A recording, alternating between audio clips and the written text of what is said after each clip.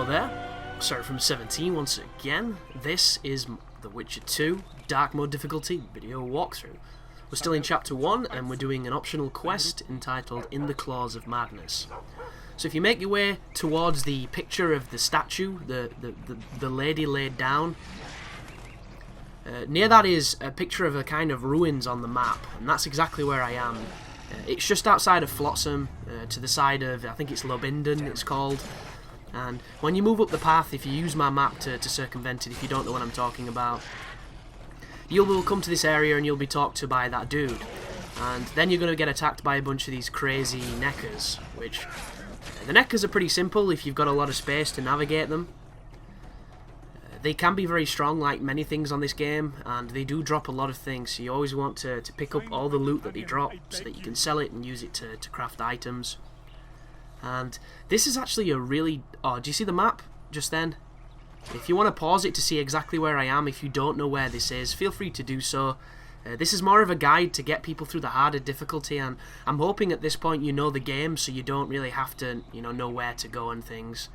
If you are coming to this video, and you don't know where to go and it's your first time playing, it's not really what the guide is designed to do, but it should still be able to help you if you're looking for this side quest. You'll also notice I've got a ton of passive abilities happening right now. On my way here there is a ton of shrines that you can use your medallion at, which I always recommend you do because the more buffs you have, the better your Witcher will perform. And on top of the buffs that I have, I can still drink potions and I can still add oils to my sword, which is something you really want to do because inside this next dungeon you're going to be coming up against an enemy known as a Wraith. And the way to kill the Wraiths quickly, or to have the most damage against them, is with the Spectre oil, I believe it's called. And on my first playthrough, this place is about as rough as it got. This is one of the hardest parts of the game for me, because I was new, I didn't have that good of equipment, I didn't really know how to fight, and these things are really tough. Incredibly tough. So once you come in here, you're going to be treated to a cutscene showing you a Nilfgaardian spirit, and he's pretty much the exposition of this moment. But as you can see, I'm going to be using some potions. I only really use the Rook potion. I will never tend to use the HP regeneration one, because I'm the kind of person who plays this game with the mentality of it shouldn't be about how defensive or how high my life is or how quickly I regenerate. If I'm getting hit a lot and if I'm getting injured too much and dying, I'm not good enough to do that section, and I should just play it until I'm more comfortable, and then I don't have to rely on the healing, on things of that nature. So when you come into this room, you want to save, which is what I just did then, because as soon as you touch this box, you're going to get attacked by two Wraiths, and the Wraiths take a little while to spawn in, and this room is tiny for this fight. It's not the worst, it's not the biggest culprit of a bad room to fight in, but the two Wraiths, when you don't know how to fight them, very challenging in a tiny room, because you've got nowhere to run, and they're rather quick, they're very damaging, and they're very evasive too. You'll notice I'm only doing one single shots on each of them, because the second hit has a very low percentage of chance to land. That right then, I don't know if that's me accidentally pushing in my left analog and activating the medallion, but it stops Geralt from being able to move, and it happens occasionally to me because I'm a little bit forceful on the controller. But these are susceptible to stun, so you can get the instant kill on them if you're really lucky, and if you're having difficulty here like I did my first playthrough, this is where I discovered the usefulness of the bombs. So you'll notice in the lower left I've got the salmon bomb equipped, I have 10 of them. If you just spam bombs, and they're incredibly easy to make when you have the recipe and the tools, you can just spam bombs for this entire sequence. You don't have to fight any of them, because the bombs will stun, then they'll do massive damage. It really is, powerful stuff. And someone on the comments has already pointed out, the usefulness of exploiting bombs and the daggers and things like that, and how the combat can be easily cheesed by using Quen and a few other things.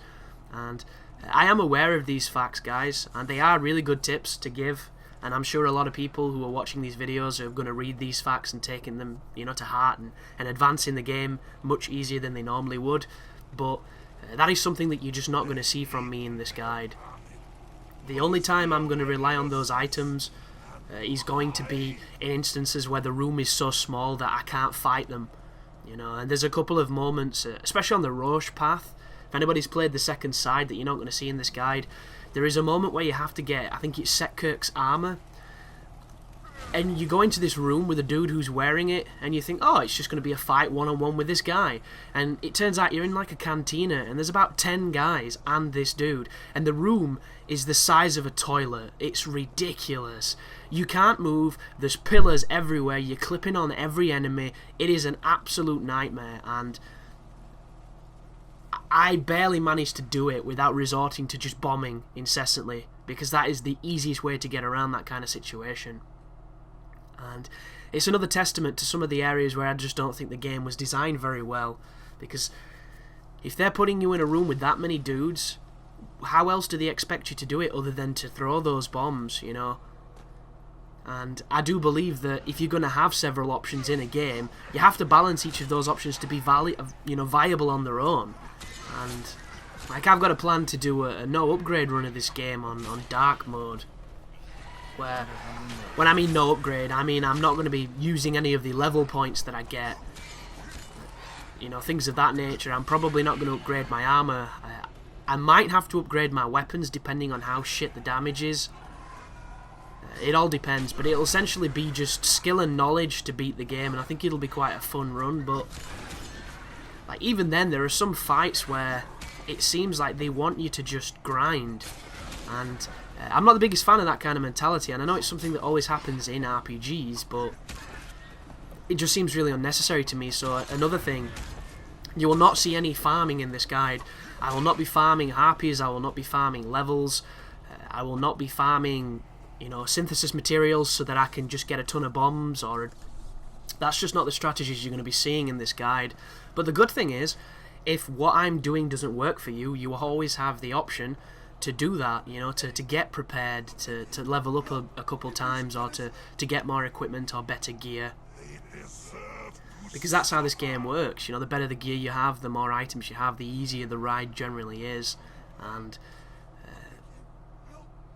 the game is probably significantly easier that way. I just prefer to use the giant swords that I have on my back, because it just seems, you know, like it's my way to play. I'm a sword kind of guy. But this next section is kind of cheeky. There's a puzzle, or there's something here involving these that you can examine, but I wasn't, you know, up enough to notice what it was, or if it had any point. But as you come over here, there's going to be a wraith that spawns. When it's one wraith, they're very easy to fight, because they generally don't advance too much once you attack them. So all you have to do is hit and run, keep hitting and running, and they go down really quickly. And when that one dies, one will spawn behind you, which is a little bit cheeky. But you're going to see in a minute, I believe, how much damage this thing can do if you take advantage of it. You know, if you take it for granted. I believe. Anyway, I think this guy's the one who clips me. Can't tell. Is he gonna? I thought he was going to hit me then. Because you'll notice, I stunned him with Ard, and I went to attack, and it still missed. Normally they do an animation where they evade you, kind of like Casper style. But he didn't even have to then, he just got iframes for no real reason. Which is a bit of a shame, but it does happen a lot in this game, and I'm going to try and explain it when I see it. But now that you've picked the potion up, you can talk to this dude. And then once you talk to him, it's going to get rid of the fire, so you can continue onwards to find the Nilfgaardian spirit. And you also want to explore this place as best as you can, because if you find all the medical records, which is a really strange way of saying records, or records, why does that sound strange to me right now? I don't know why. Record, a recording, weird. But if you find all the medical records, you'll get an achievement or a trophy, so if you're into that kind of thing, it's pretty cool.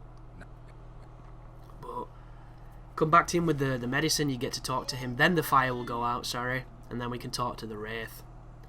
And this is a pretty interesting mission, this one, because I've only ever seen one side of it, and there will no doubt be another way to complete it. The way I'm going to do it is I'm going to lure both of those scholar guys back into this place so he can have his revenge, but I'm sure there's another way to do it, because there seems to be multiple ways to do everything, which is one of my favourite, you know, aspects of this game. The decisions actually carry some kind of weight, which is pretty rare in games. But so lead Gridley to, is it Rappert? I can't really read the writing on my monitor at the moment because it's on a preview screen, so the quality is not that great because it's unrendered. But here's a couple more files. I'm just going to be exploring around. Yeah, seems appropriate. But the Quen spell, I've not mentioned it too much, and a lot of people are already mentioning it. It trivializes a lot of the game, because it essentially is... It nullifies one whole hit of damage. And if you upgrade it, it probably does even more than that. But on Dark difficulty, because you take so much damage, it's generally a one-hit kind of thing. But as long as you've got Vigor, you can recast it. And what it does is it enables you to... You know... You could probably no damage the entire game just by cheesing Quen, which I don't think would be much of an achievement because anybody can do that. But at the same point, it's incredibly empowering because it does a lot of... It's just really, really powerful. My main problem with it is it's boring. You know, it's so easy to just run around and constantly have a barrier on, and that's not really my kind of play. I like the risk. I like the shocking moments where you have to clutch it or fail. Those are, you know, the kind of stuff that I play for. And when the enemies use Quen against me, it pisses me off to no end. So, you know, I try and be a little bit fairer to my enemy.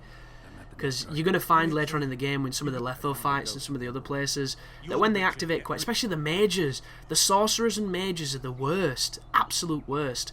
Because they don't even have to do the animation of casting the damn spell. They'll just not take any damage, and then they'll get the electricity on them. It's such bullshit, and it's a glitch in the game, because something's obviously not going right. But the amount of times where I've been trying to kill a mage, and he stood there, took no damage, and then all of a sudden had Quen on, it's...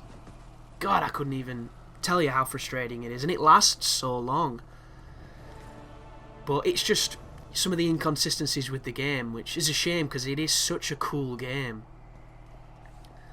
And somebody left a comment saying, you know, that the combat's really repetitive, and I can understand that criticism, even though I didn't feel it myself. I think if you're playing on a harder difficulty, you'll probably not think the combat is as repetitive because you generally spend more time evading and not dying than you do doing anything else, which can definitely help.